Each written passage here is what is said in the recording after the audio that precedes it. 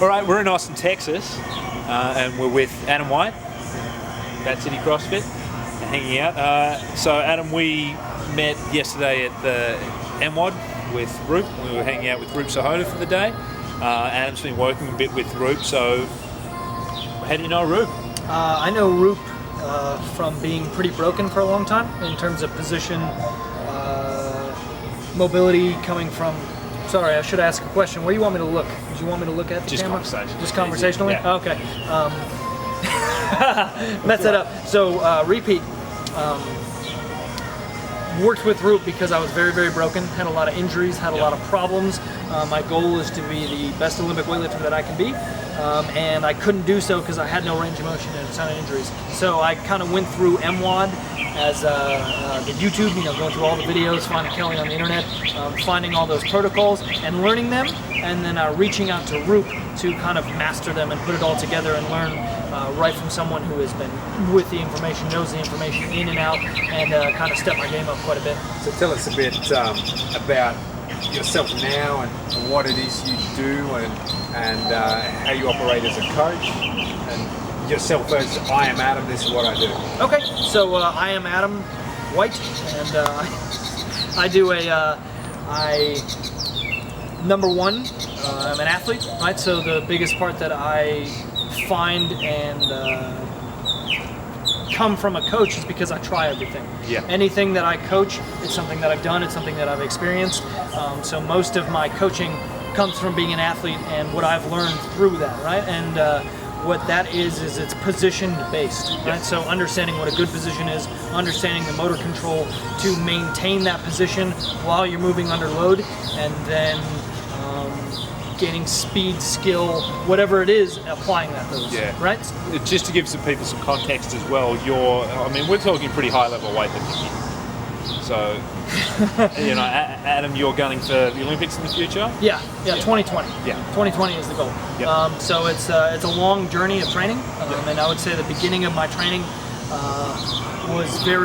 was done pretty poorly in terms of just learning on my own in a garage and not really knowing anything about the importance of position mobility. So your background's Olympic weightlifting, not CrossFit? Yep, my background is I found CrossFit through Olympic weightlifting and found CrossFit really through Kelly and seeing those types of things. And recently have been training with Chad Vaughn of CrossFit weightlifting.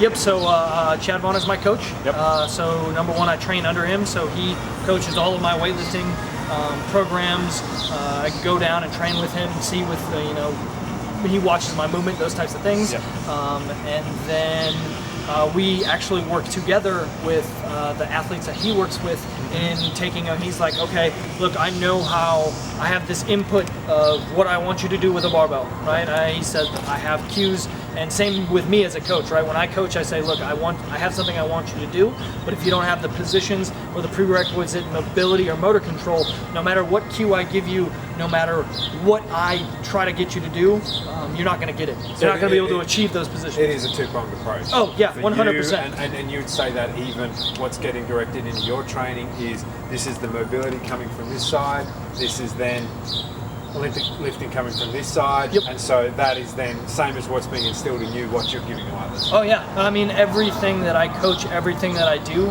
has a base of mobility. It couldn't be another way. Everything, because it has to have that base of principles of movement. You take away the principles of movement, and then you can go nuts. You can do whatever you want, right? You can apply it, you can scale it, you can take an athlete who has no range of motion, no motor control, and then once you teach them the principles, and as they learn the principles and it becomes ingrained, you are working on their mobility, and you take them from a point where they can't do anything to progressive based approach to get them to do a full snatch, full clean and jerk. Or if it's CrossFit, if I'm coaching them at CrossFit, the same principles apply of, how do you keep your back flat? How do you create external rotation in the shoulder? So I love CrossFit so much because it's the language of movement, right? So I'm going to, if I can teach somebody how to do a pull-up, then they know how to, they understand what a stable position for the shoulder is, right? They can rotate off of the bar and create stability. Which is what any exercise should be. It's basically testing you under load. Yes. Making sure you can keep strong positions. And Roop had a really good point on that yesterday, talking about him in, let's say, a movement-based WOD, where you will be forced to hold positions over time. Essentially, that still is a max lift. Yep. Except this one maximal load is about keeping good positions. It's about your strength in, say, external rotation of the shoulder, upright torso, making sure we're getting external rotation through the feet. It doesn't matter. The whole point about exercise is testing positions. Positions. Because if it doesn't matter if it's running, it doesn't matter. If your form breaks down running, you will hurt yourself. If your form breaks down in an arm bar, somebody's going to be able to pop that elbow out. Versus if we're here lifting, same story. It's capacity of position. You know, like I'm not going to... especially in Olympic weightlifting, which you'll see the first thing when there's too much weight on the bar or technique, it's what's going to happen. Their position is going to break down, and if you keep training that, it's a dead-end road. So training with Chad or being here at Bat City, how have you gotten more CrossFit-y with your weightlifting, or is that very much, I got my weightlifting training and then CrossFit's an accessory piece? So that comes from Chad. I had never, even though I had coached CrossFit before starting to work with Chad, I had never thought of implementing it into my own training. Chad is the training plan coach, so I don't know if anyone's heard of the training plan. Yami Tikan, part of MWOD. They do CrossFit, weightlifting, all of them for their athletes, right? So we decided to experiment, hey, let's throw in some conditioning and see how you move, see how you feel. I treat it almost more as a movement practice. So when I have a CrossFit workout, I say, hey, look, I'm very linear, right? I snatch, I squat, I pull, I deadlift. I'm always in one plane of movement. I'm always doing the same thing over and over again. Where CrossFit and that additional work and capacity that's been added into my training allows me to move outside of the box of snatching and clean and jerking and so it is, test capacity. It is getting CrossFit to inform the weightlifting. What? The CrossFit is informing the weightlifting. Yep. Versus weightlifting for the sake of getting stronger, and then CrossFitting like an idiot trying to hurt yourself because just blasting. Yeah, I'm not going hard. Yeah, not going hard in workouts. I'm maintaining positions, especially with my upper body. I would say that my lower body has developed and responded really, really quickly with mobility, right? Because you can apply mobility. My squat hasn't changed. Really what I'm trying to see more change in over time is my shoulders and my arm development in the lifts, right? Being able to keep the bar close. We were talking about bench pressing earlier. So things of that nature that, you step outside the comfort zones of Olympic lifting, and if I can prove that I can move well in those positions, then any sort of strength or power that I get in those positions will transfer to the lifts, because it's the same language. You're not being a weightlifting snob at all and saying I'm not doing pull-ups, I'm not doing handstands in WODs? No, I do handstands, I do handstand push-ups, I do just about anything I've done. And that capacity, what we see with a lot of our athletes before has been, hey, if I'm in this position, I'm actually feeling out what it's like to be overhead when I'm in a handstand. That's going to improve my snatch. Whereas for you, snatch position's probably already there. Then when we transition to a handstand, you're hanging out there for longer. And you're really bulletproofing that position. And I mean, push-ups or whatever else on top of that, pretty easy. But it's testing the capacity. And it's just a different way of testing that capacity. One thing that I can attest to is repetitive, and then going almost too heavy all the time, or you can't take a single laned approach at getting better at an overhead position, right? If I want a stronger jerk, I'm not going to do a million jerks. If I want a stronger overhead in the snatch, it's sure you can do that. There's a time and a place for it, but if you just keep doing it over and over again, I feel you're leaving a lot on the table. Do you think that's the case with anything? Like, let's say Bulgarian squat program, you think that maybe we're just trying to trash that one movement rather than think about improving everything as a whole? I think, and we've talked about it, and we've talked about my experience with the Bulgarian. I think there's a dark days. I think there's a time and place for Bulgarian to throw into somebody's system. I think people can respond well to it as long as, number one, the positions are stellar. You're never disobeying any of the movement principles that we all know so well and that are getting out there. And three, that it's not long term. Right, so exactly. So we're still we're not doing this, and I think that's a key point to make, even with your weightlifting, and just as though it's this random approach. We do a whole lot of weightlifting, then we do a whole lot of CrossFit. There still is a systematic approach. It's not like I feel like doing Bulgarian for 3 weeks and I tack this on, and I tack this we're respecting the program. CrossFit You're not 100%. You're not going to say, okay, I'm doing CrossFit weightlifting off the site, and then I really want to up my squat, so I'm going to splice some Bulgarian weightlifting in there. No. You're going to run into a brick wall really quick. Really quickly. And honestly, so for a lot of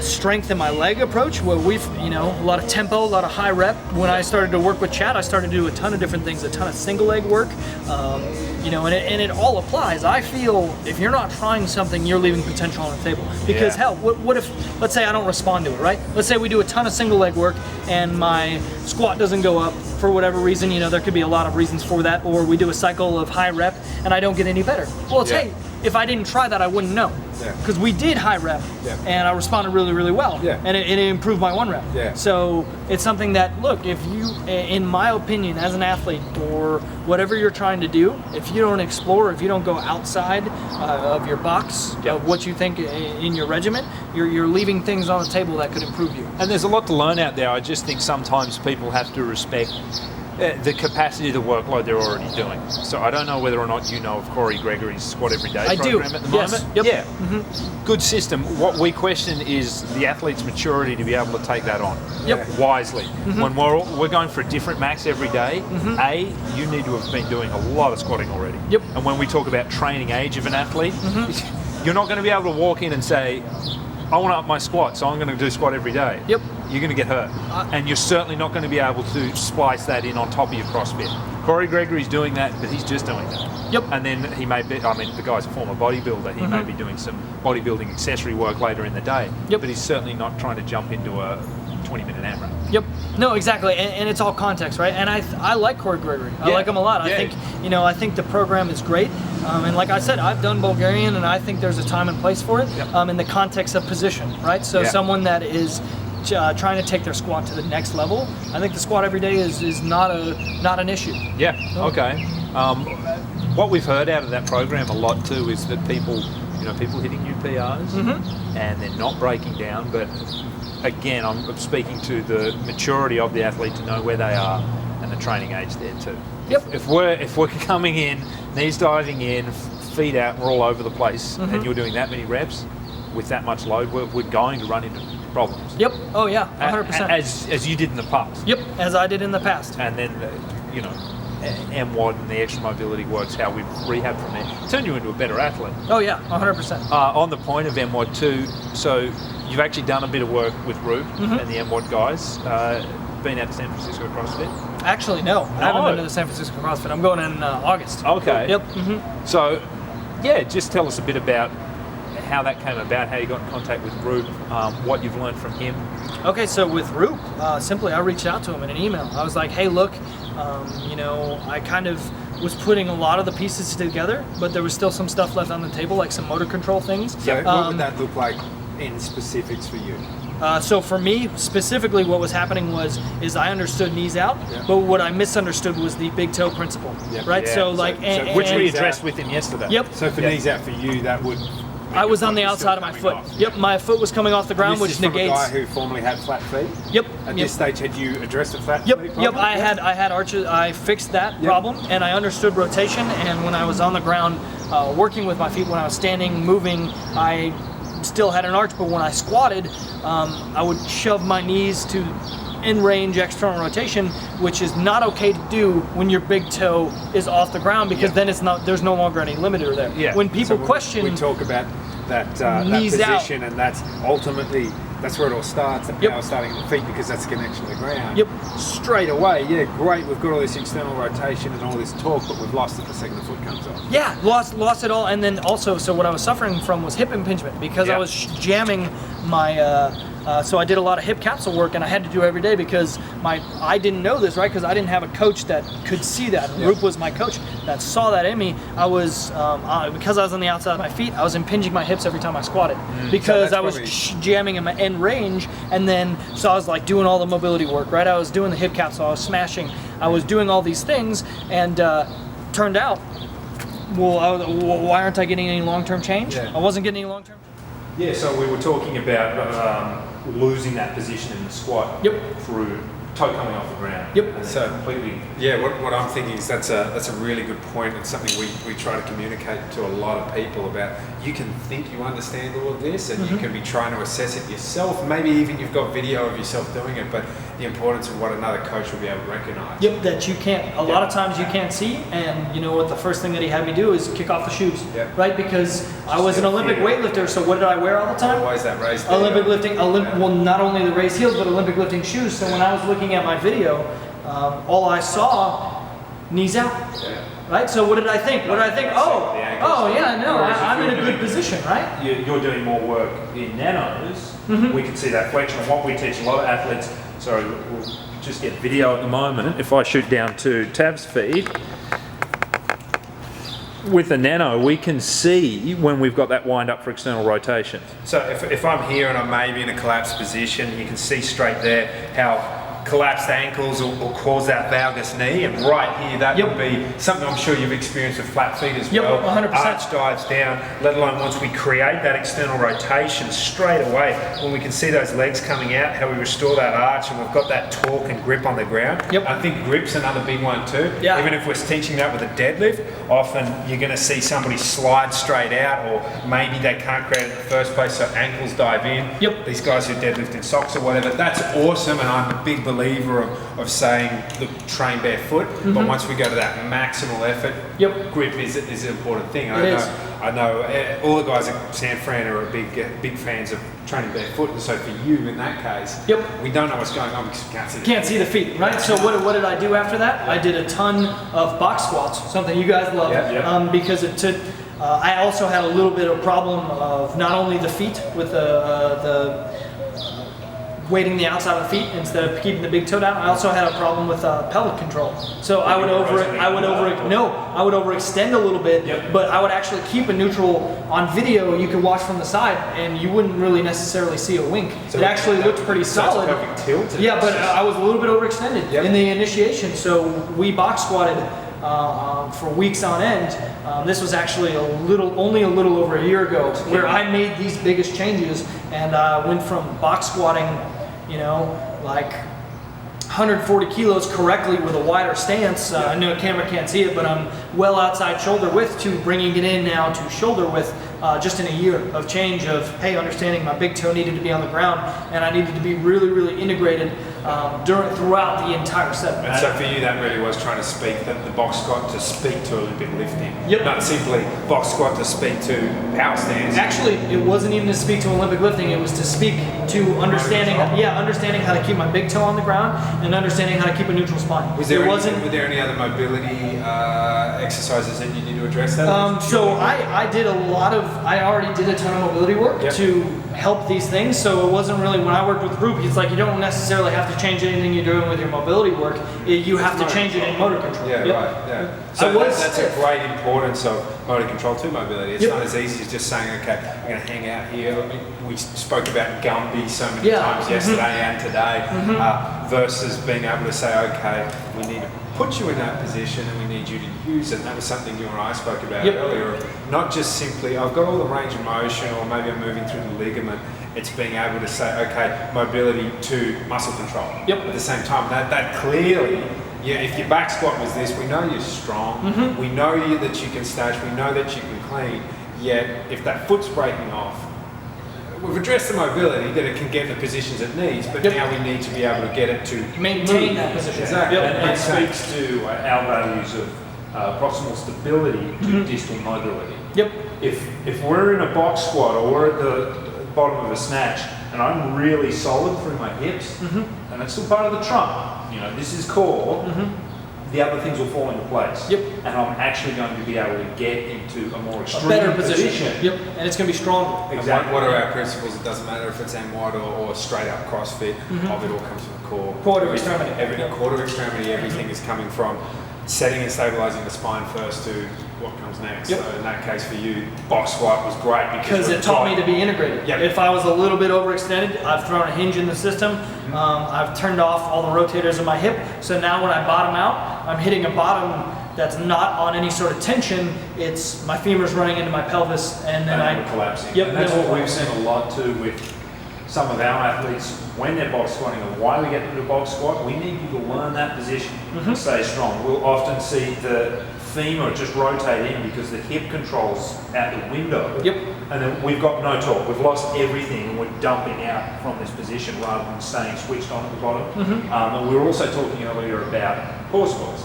Yep. For that, or out of the hole squats, to establish the torque and keep it there at the bottom to then come back out. On that point, when you're doing your pause work, do you do breath held at the bottom? No, so it's very important that you can breathe. So what he's talking about is I did a lot of 10-10 tempo squats.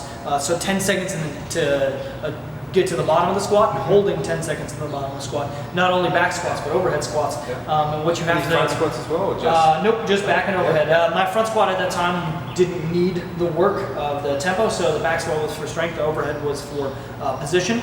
Was that position for the snatch? Yeah, and this was, let's call it was probably about 8 months after understanding pelvic control, right? So I went from squatting only on a box with a really wide stance to being able to overhead squat, because then all the mobility work I actually did applied, and I saw exponential change within 7 months. So 8 months later, from box squatting, I'm doing tempo overhead squats with a 10-10 and breathing. And that's 10 seconds down. And then 10 seconds in the bottom, and then standing up. And you're breathing at the same tempo throughout? So the way I approach my breathing is gotta stay braced and organized, right? So bracing through the pelvic floor. And this is what we spoke about with Root yesterday. A lot of athletes mistake that breath into lung fillers a bit. Yep. We can't let that out. And he was talking about staying braced braced into the diaphragm. I'm staying there. I'm now braced, but I can still talk to you. Yep. And then so as I'm going through that range of motion, I can still be breathing. Yep. We're still in a spinal position. 100%. And my strategy for that was actually because the weights were pretty. They got very, very heavy at the end of the cycle. So what sort of percentage were you doing a start? So percentage-wise, there was for back squat I think it was actually probably about started at 60%. But at the time we didn't do any one rep maxing, so it was actually by feel. So it'd be like, hey, do 3 sets of, it would be 1 10 tempo set at a very light weight, and then I'd have a set of 10 in back squat, and then I'd have another 10-10 tempo, another set of 10 in back squat, and then the last 10-10 tempo would be kind of a maximal weight, whatever I thought I could hit on the day. Now, absolutely done without a belt. Yeah, I didn't have a belt. Exactly, because if we're doing that, A, we wouldn't be doing that many reps or that sort of work with the belt, but B, we're not going to be learning breathing. In a belt, no, because people push against. So what I focused on in my breathing, because it was really heavy weight, is I got that nice diaphragmatic breath, right? So I took it in, got tight, and then on my descendant, on the 10-second descent, I would take 1 or 2 breaths. But what I would do is just short little.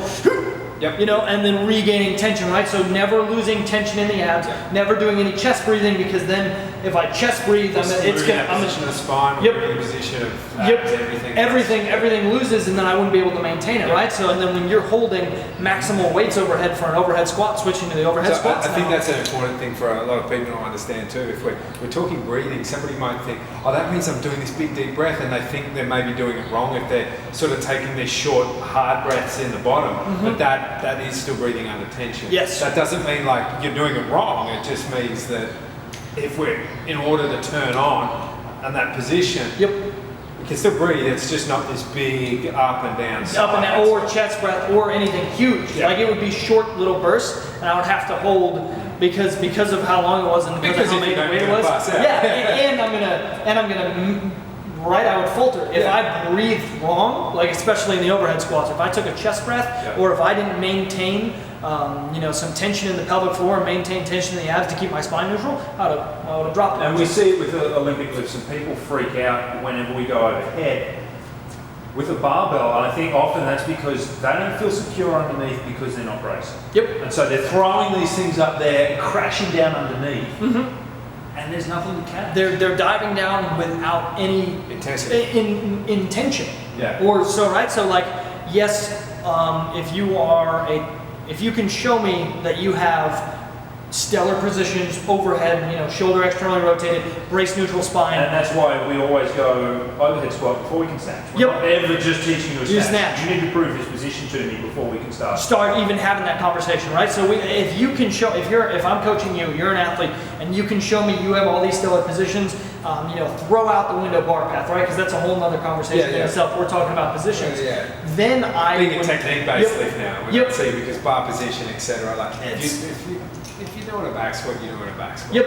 Especially if we're talking beginners, that's all right. But now all of a sudden we need to know we can put you in that position so the bar can get up bar path later because that's the technique side. Techniques and not really relevant to the point that I'm trying to get across. So if you can show me you have stellar positioning, not only in the bottom of your squat and in your overhead, what I want to see, or what I would cue you as an athlete, if you had good bar path, all those types of things, I would say, hey, look, you want to be able to perform this movement with the least tension possible, right? Yeah. But that's because you know your body is going to these good positions. You have trained your body, and that's the reaction. Because in my opinion, Olympic lifting is it's very reactive, right? So if I'm going to go under a bar, and, I'm snatching, I'm cleaning, I'm going underneath that bar, I'm going into a stellar position where my foot is on the ground, my big toe is down, my knees are out, and I'm upright, right? That doesn't have to be a crazy tense position, but if I'm working with a new athlete, right, I'm never going to cue them to be a little bit more relaxed. I'm going to say, hey, look, you have to be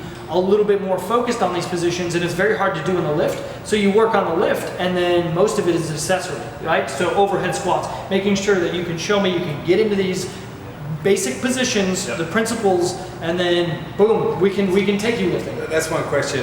Just thinking on your overhead squats, I know you catch with a very wide stance because that's where you need to be for the snatch. The cleans the same. They're quite wide. As well. They're pretty wide. So when you're working on that overhead work or even the tempo squats, are you still in a wide stance? I'm narrow. Making sure it's under and we can work on that rotation. My stance is pretty wide. It's a little outside shoulder width, or my receiving position for my snatch and my clean. So right now that's still in its early developmental stage. So when I overhead squat, where are you wanting to go? When I'm a little bit just slightly outside shoulder width. Is the idea for that? It gives you a little bit more range of motion. It's more comfortable, right? And I don't have to rely. I don't have to rely on hey, if I have a stiff adductor day, I can't get into a bottom position of my squat. And the weight is always a little bit more evenly distributed. When you land wider, there's always a chance that because you're unwinding your hip, it's less stable in receiving something under speed, so that there's more of a chance that my knee may come in. And then personally, I've experienced a lot loading up that adductor with powerlifting, really wide stance box squatting. Then later in the week, jumping under a clean and having that weight come down and just boom.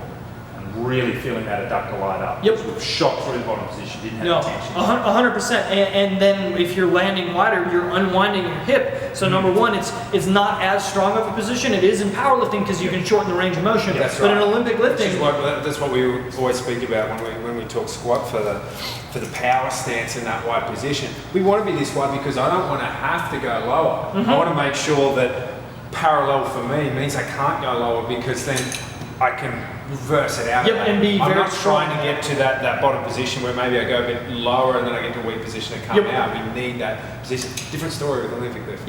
So to tie it all together, I land a little bit wide. I'm okay with it because I actually don't do a lot of full lifts from the floor right now on my cycles because we're really trying to make sure my positions are stellar. So because of that, and because I want to receive more narrow, I'm not going to be able to receive more narrow unless I'm comfortable in position. So my back squat stance, my front squat stance, my overhead squat stance, guess what?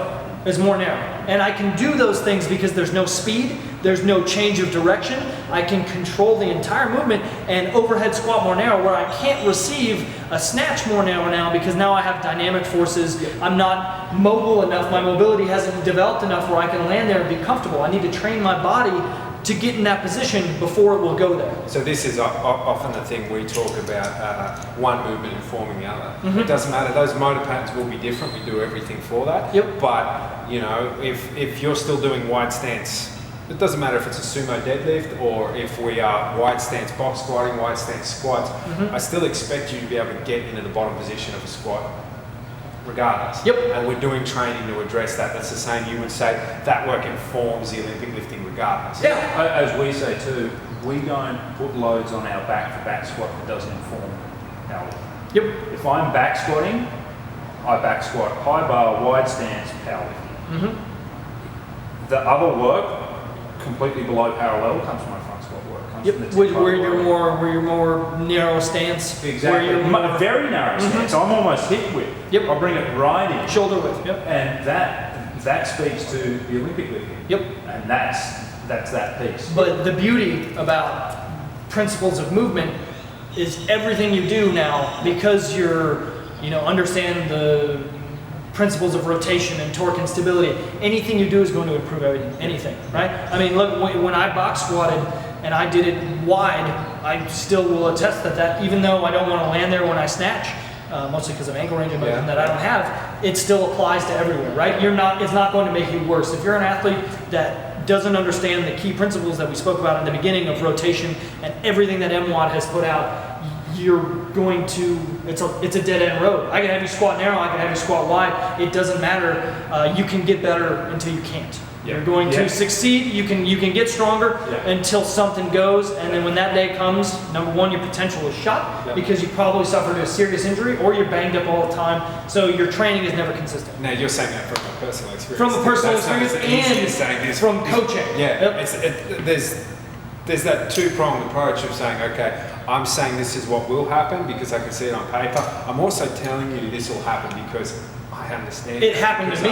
I was 18 years old and just couldn't move anymore because I had no range of motion. Getting stronger. And I was in pain. Yeah. Throwing stronger. Just diving under bars without tension. Destroying your body. Destroying it. Yeah. Yep. I think the saving grace on that though is we've been there, but it's not the end of the journey. No, not even close. You took a step back, stopped worrying about the loads, a lot of steps back, worked on the things you needed to, because we shouldn't be broken. If we're 18, 19 years old, that's not good enough. Something's still wrong. This was the conversation we had at lunch about, you see a lot of guys who play top level football in Australia. It doesn't matter if that's rugby league, rugby union here in America. If you're a promising high school athlete, and even if it's training off the field and these bad movement patterns that get exposed most in sport, you were talking about benching out here and these guys who have got weak shoulders because they're just trashing it and they think, hey, my numbers in the weights room are going up and getting stronger, but they're actually damaging their system. They're not doing anything to address that. Bang, here comes injury. And it doesn't matter even if that's the elite level. We take a Manny Machado who's running in a first base with ducked feet and he's knee diving in, and even at the very top level, their strength and conditioning coaches go, Manny, what's going on with your torn ACL? Yeah. It's pretty obvious that your movement sucks and that's what's doing it. Has missed that. Yeah. So I think that's the great thing. You would definitely say mobility and MWAD has been the entire key to you recognizing, breaking down, and then taking the journey to say, here's how I improve myself because nobody else could help me. And then here's my long-term goal, and I'm patient and I understand I'm going to work on my system, I'm going to work on my body, I'm going to work on improving, and all of this will get better over time. Yep. So I just want to say this to give a little perspective. When I was 18, after about a year of just squatting in the Bulgarian system, when I was squatting every day, not that great a range of motion, a lot of poor mechanics, flat feet, I squatted 200 kilos. After that, I think my best was 205, right? But 18 years old, right? That happened. After that, when I made the decision to break down my movement and to do all of these things, right?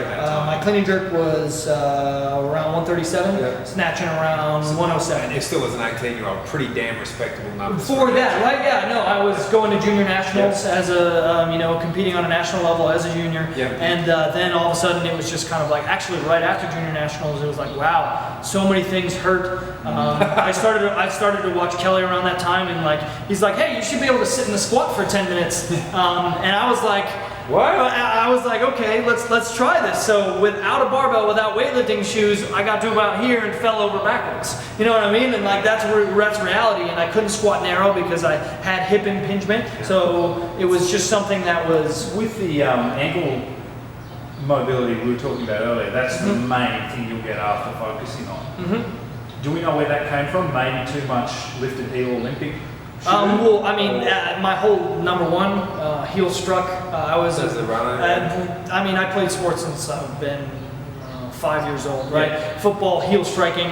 I wore Nike Shox as a kid. I wore big heels as a kid. I sat down a lot, missing hip extension. I trained hard too. When I did these sports, So when you do work, you're trashing yourself. Yeah, I was a gym class hero, right? When I was in the weight room, when I was 15 years old, when I was benching, I was going nuts, right? I was like, hey, yeah, but let me show what I can do. Yeah. In football, training hard every day. I was the meathead, just going nuts, just absolutely destroying my tissues, absolutely destroying these things. Without doing any work to reclaim it. 17-year-old me. That's the point. I think it's an understanding of like, you know, until you came across this other world, which frankly, once you start doing it, you understand it as nothing else. You know, mobility is so important. You have to do these things because that's actually the laws of nature. If you don't abide by it, you're going to have trouble. So it's exactly the same as this is the way your body works. If you don't fuel it right with nutrition, hey, of course you're going to be fat as shit and you've got diabetes. It's the same thing with treating your body right. It's not just, hey, I'm 19, I had a rough run, my body couldn't hold it, game over. Yeah. You've got to address these issues. And you can. So just to kind of almost tie back to what I was saying before, at 18 years old, those were my numbers, right? To break things down and to do things the right way and to kind of take big steps back. And unfortunately for me in my journey, up until about 2013 when I talked to Roop, I did a lot of things wrong still.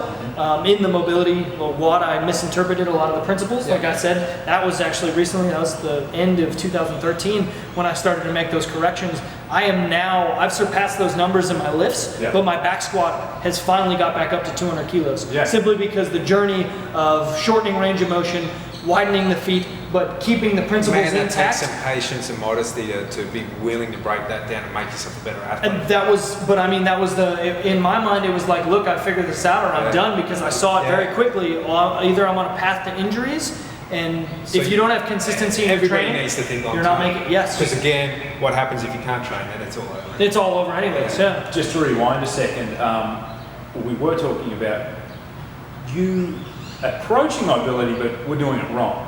Now, one of the points of mobility WOD is that you should be able to look after yourself for basics. But we need somebody else to work with us to say this is how we deliver, and so a coach is really useful for that. Is so somebody else just knows the information. So even as a mobility coach now yourself, you still have a mobility coach coaching you, the same as what you have an Olympic coach coaching you. So what specifically did Roop work with you on? What was that regimen, or what sort of breakthrough from him? Just to kind of, we talked about how he identified some big things that I was doing wrong, and really, so I read the book, I saw all the YouTube videos, I was mobilizing all the time, all those things, right? But until I talked to Roop, he just, for me on my journey, he put together the final pieces. I was, let's call it 70%. I was doing 70% right, but the 30% I was doing wrong was holding me back and negating me from it. So when I talked to Roop, he was like, hey, look, man, like, you know, big toe needs to be on the ground. You need to be very, very integrated when you squat with your spine, right? And it was like, oh, for me, I was like, coming from a place, I was like, oh, wow.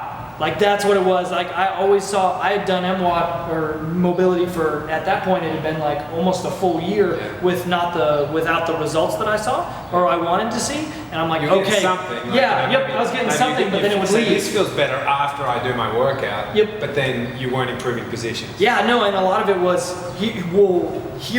I'll mobilize, here's an improved position. Then I train, the next day I wake up and that position was gone. There was no long-term change, it was falling back. And it was just some simple motor control that I don't think I ever would have been able to identify on myself. If I wouldn't have reached out to Roop, and if Roop wouldn't have been so willing to help and willing to, you know, get on Skype and work with me and have that service available to me, I would have been stuck. On that point too, Roop's not an Olympic weightlifting coach. Nope. It's not like you went to somebody else. Has a good understanding. That's the point. Has an understanding, but the point about that mobility and with somebody's knowledge like Roop or like Kelly is this is universal.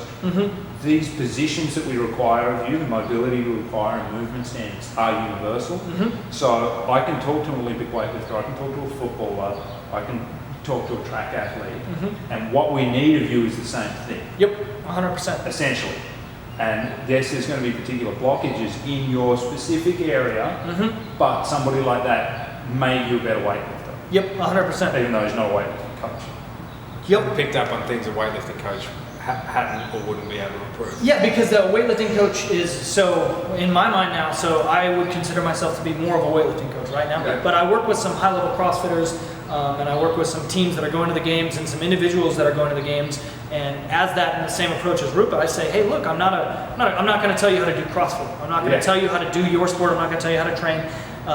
But if you abide by these principles, I can tell you your training is going to get exponentially better. Yeah. Your problems that you're having, may not having why you reached out to someone in the first place, they're going to go away because these principles are moving. We're not going to change anything big. And we're just going to... Which is always the underlying factor that we deal with so often because we're on such a broad spectrum, make you a better athlete. Yes, 100%. It doesn't matter what you're doing, Well, we can make you a better athlete. I think where a lot of CrossFitters have learned from recently is the world of MMA, in as much as if I'm going to be a rounded fighter, I can't just have one coach. Oh, yep. I've got a grappling coach, I've got a striking coach, and then I've got a conditioning coach, and they're all asking different things of me. Yep. The hard conversation to have there is how do we make sure they're not each trashing you because they've got their own expectations.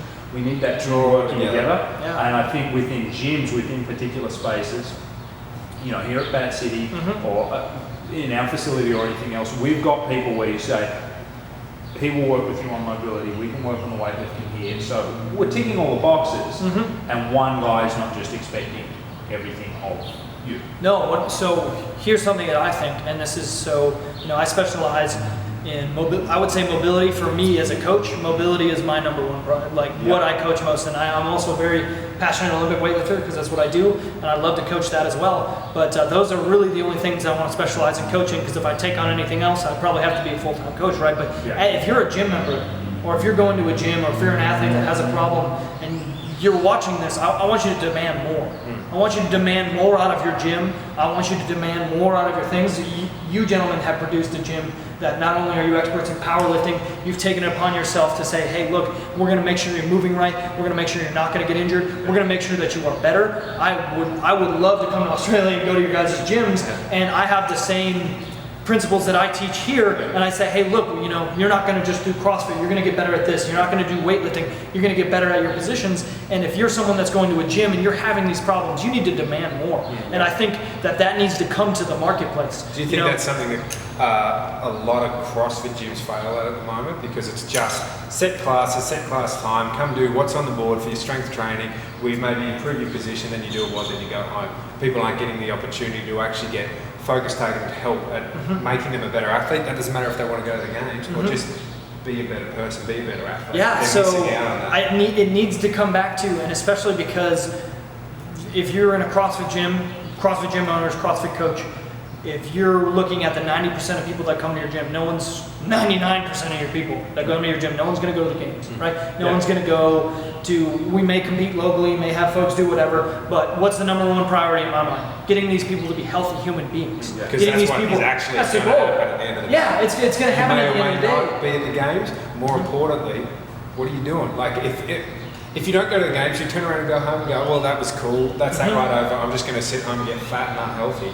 No. Why are we here doing Yeah, this? why are we here? We want to improve your positions. We want to make you, I want to have somebody, like if someone's in my gym, they're going to come in and they're going to learn how to move. They're going to learn how to apply all of those principles to their life so they can have a better life. I never want somebody to come in the door, and it happens. I'm going to call it out. I'm going to be very frank. There's a lot of CrossFit gyms that people go in relatively healthy, joint-wise, movement-wise, and just because of the misconceptions and the misunderstanding, and everyone's working to the limits of the knowledge. I'm not blaming anyone, and the information is getting out that's there. not a CrossFit problem. No, it's not just That's a CrossFit. the deliverance of that. Yep. We say CrossFit didn't hurt you. Yep. Your approach to CrossFit Hurt you. Yeah, no, and that's with anything. You can go into Globo Gym. You can go in. I'll stop you using weightlifting. You know, there's some coaches who, we're going to do that lift 21 times until you get it. Whereas we were discussing today, we were working on some pieces. If you got it and feeling good, and then we're sensing fatigue, we're going to back off now because you learned what you needed to today. Yep, and you got that good map in your brain. I guess I almost get too caught up in CrossFit because I'm in that world. But I mean, it's every single world. It's all sports. It starts at the bottom of in gym class. What do they teach you, right? But it comes from, look, these principles of movement. They're becoming more relevant. The information is good. Kelly and everyone on Mobility Wad is putting out excellent information. It's good to digest. There's more coaches out like us who understand it. The point on that is that when it speaks to any sport, it's no small wonder someone like Kelly has worked with like Bayern Munich, Arsenal. Like Yep. there's New a Orleans reason. Saints. New Orleans Saints. It's because so many NFL teams, so many fighters, You've so many. got to wake up and understand this. I still think there's a lot of people doing themselves a disservice of really not then fully committing on it. They Yep. go, okay, we heard your message, read the books. I'll roll around on a ball for a little bit. Yeah, we got the ball. You got the crossball and I'll lay on it. There's more to it. There's more that you need to understand to this isn't make a this a small necessity. Yep. It's a necessity. And we're back.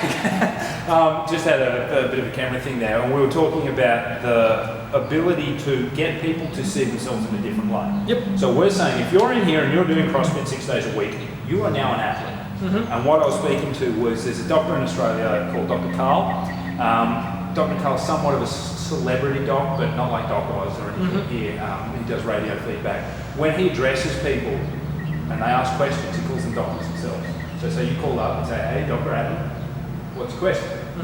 You've now he's put you in the mindset of thinking, well, I'm a doctor, my question's not going to be stupid. It's important. We're having an important dialogue here because it counts. And I've placed a role on you, so you, even subconsciously, are seeing it in a different way. What we do within our gym space, our members are our athletes. You are an athlete. so many CrossFit gyms. Yep. So now, an athlete has these requirements of nutrition, of mobility, of recovery, etc., etc. And So that's that, what people what are you predisposed to thinking? If I call you a member, to you that just puts you in the position and mindset that, hey, I'm just paying money. Yep. I'm just a number to you to go business. You're going to tell me what I do while I'm here for the hour, and then I get to go home. You're an athlete, and everything's that's the big fine. thing. You are an athlete. Like, don't get confused of, oh, I'm not a professional athlete, because that's a professional athlete. He's a person who gets paid to do what he does with his body, or her. You're an athlete. If you move like this and you do this, that's what it should be. And at the end of the day, we should all be that, because that's what we're evolved to do, right? If you're not, like if you're sitting on the couch and you're missing out, you're missing out and your body hates you for it. But guess what? You're also a working professional. Yep. You're a mum and you're a CrossFitter, and I know there's a lot to squeeze in there with all of that. But that CrossFit for several hours a week is still going to put demands on your body. And guess what? We start treating our body as we should. We're probably going to get more out of the rest of the week. Yeah, and you know what? It's something that your goals in the gym. It's almost like a disconnect between, right, like the CrossFit Games and what you need to get done while you're in here in the gym. The goal should be, hey, look, so let me put a little bit of context to us mobilizing 2 hours a day, whatever. So we're looking to get full range of motion out of our body, right? So we're looking to become. When you start with people. Well, yep, right. So we're looking to become the best at what we can do, right? So I'm putting in a ton of work because that's my goals in life, right? But if I have somebody in here who just wants to work out, who wants to get healthy, who wants to be sexy, whatever the goal is, who even wants to improve on their CrossFitting, on their strength, on whatever they're doing, the goal is always, hey, look, man, we want to keep you safe in the movement. We want to make sure you're moving stellar, and then add in, I say 15 to 30 minutes. Yeah. I think it's an easy. We keep that digestible, and I think we both converged on it earlier, 2 to 3 pieces. Yeah, 2 to 3 pieces. Yep. Yep, 2 to 3 pieces a day to make you better and so that you feel better. Because if you're going into a gym, no matter what gym it is, and you feel like you're not getting better, if things are hurting you, if things are, not improving in your strength, in your speed, in whatever you want to improve on, whatever your goals, then, you're doing something wrong, and it's not your fault, right? We want we want to make sure that there's a ton of information out there that you can get a hold of. Say, oh, hey, look, So this is something that can make me better. Let's take a simple one. We've got somebody who's got poor thoracic extension, sort of rounded, shoulders are internally rotated. If we were going to give those 3 pieces of advice to them of what we're going to do to fix it, what would they be? To just kind of skim it and not go too in depth on it, right? So if you were an athlete and I saw that you were in here in the gym, we wouldn't limit any of your range of motion, right? So I wouldn't say, hey, look, you have a round upper back, you can't work out, leave, right? No, I'm not going to do that. I'm going to make sure that any sort of movement that you do in the gym as a coach, I'm going to keep you safe, right? So we're going to keep you braced in that position, and I'm going to try to make sure you're not going in and out, and we're going to probably limit some range of motions on some things like overhead, right? But from a mobility attack point, we have to understand, okay, your ribs and your spine are probably stuck, you're a little bit kyphotic, so I'd work on opening up your thoracic spine. There's a lot of different ways to do that, right? So we've cleaned the chassis, it's bent, we've straightened it out, now we can have a conversation with the rest of your tissues, right? So number 1 piece, we'll be working on thoracic extension. Number 2 piece, I love barbell internal rotation smash. Oh, yeah. So we get the barbell on the front of the shoulder, with the arm going 90 degrees, working in and out, cleaning up the front of the delt, and then also just, getting into the pecs. And that would be just something easy, right? So like, oh, hey coach, when do I do that? Well, before you train, you can hop on the thoracic spine. So get here. So it's sitting on the foam roll. Yeah. Just look for rib Yeah, extension. get on the foam roller, getting on the keg, getting on the double cross wall, Gemini, whatever tool you have. What do I want you to do? Come 5 minutes early. Come 10 minutes early before the workout. Hop on that, grab a barbell to improve your life, to improve your positions in the workout. And then guess what? Post-workout. Depending on how much size you have in your gym, depending on what your gym's requirements are, hey, look, get a ball into your pec and into the front of the shoulder, buy some internal rotation. You could do that before bed. I tell people, you're watching TV. Just hang out here. Just let that spine expand for 5 minutes. 5-10 minutes. Yeah, right. And I really like it before you go to bed because it's like, what are you probably going to be doing anyways? You're going to be relaxing. You're going to be probably watching TV, and this or whatever you're doing, whatever your nighttime routine is, you're coming down from the day, or you should be if you're not. And you're getting some soft tissue work. It's going to help you sleep. It's going to improve that. If you're having a shoulder pain, it's going to improve that. You're taking a crack at the problems yourself. And at the end of the day, what's the point of it? We want you to be pain-free. I just want you to feel better, be pain-free, and live a better life. I don't want you to go into any gym anywhere and hurt yourself, or get worse, or feel like you're training. You get to 50 and all of a sudden you've got hip surgery. That didn't happen overnight. Yeah, You needed a hip replacement. I have herniated discs, but you know what? I played football, or I played.